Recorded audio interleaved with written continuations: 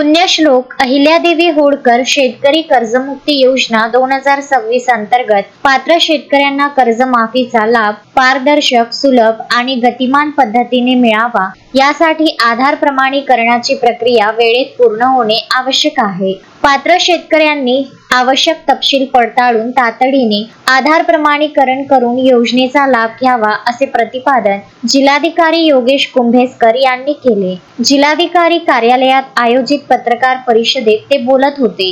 यावेळी जिल्हा उपनिबंधक सहकारी संस्था माणिकराव लटपटे यांची प्रमुख उपस्थिती होती। राज्य शासनाने 2 जून 2026 रोजीच्या शासन निर्णयान्वये पुण्यश्लोक अहिल्यादेवी होळकर शेतकरी कर्जमुक्ती योजना 2026 जाहीर केली असून 15 जुलै रोजीच्या शासन निर्णयान्वये योजनेच्या निकषांमध्ये सुधारणा करण्यात आली आहे।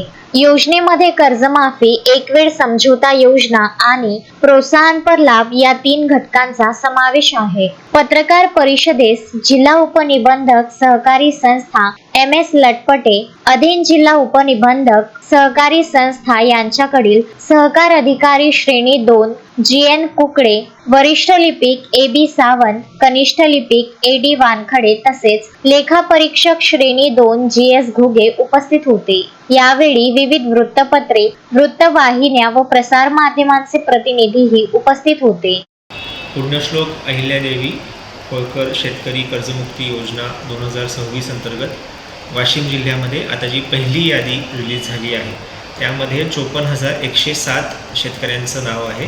त्यापैकी 36,752 शेतकऱ्यांनी eKYC पूर्ण देखील केलेलं आहे। म्हणजे साधारणतः 68% शेतकऱ्यांनी आधार प्रमाणीकरण केलेलं आहे। उर्वरित शेतकऱ्यांना देखील आवाहन आहे की आपल्या जवळच्या सेतू केंद्रावर जाऊन आपण ही कार्यवाही पूर्ण करून घ्यावी। यामध्ये काही शेतकऱ्यांनी प्रश्न उपस्थित केले होते की जसं मयत शेतकऱ्यांच्या बाबतीत काय कार्यवाही करावी लागेल, तर त्यांचे जे वारस असतील त्यांना बँकेमध्ये जाऊन वारसाच्या नावावर खातं शिफ्ट करावं लागेल आणि आधारसोबत लिंक करावं लागेल। काही शेतकऱ्यांचं नाव अद्याप आलेलं नाही आहे, कारण ज्यांचं 2 लाखाच्या वर कर्ज आहे त्यांच्यासाठी 1 टाईम सेटलमेंट OTSची यादी येणार आहे। ती काही दिवसात रिलीज होईल, त्यामध्ये त्या शेतकऱ्यांचं नाव येईल। तसेच ज्या शेतकऱ्यांनी नियमित वेळेत कर्ज फेडलेलं आहे त्यांना 50,000 रुपयांपर्यंत जी प्रोत्साहनपर रक्कम मिळणार आहे त्याची देखील यादी काही दिवसांनी येणार आहे। तर त्या यादीमध्ये शेतकऱ्यांनी आपलं नाव तपासावं।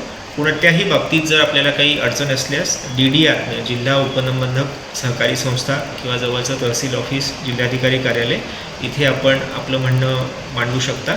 आधार प्रमाणीकरण करताना देखील तिथे जी अमाऊंट दिसत असेल त्या कर्जाच्या अमाऊंटविषयी जर आपल्याला काही ग्रीव्हन्स असल्यास, काही तक्रार असल्यास त्या पोर्टलवरच तुम्हाला ती तक्रार नोंदवता येईल।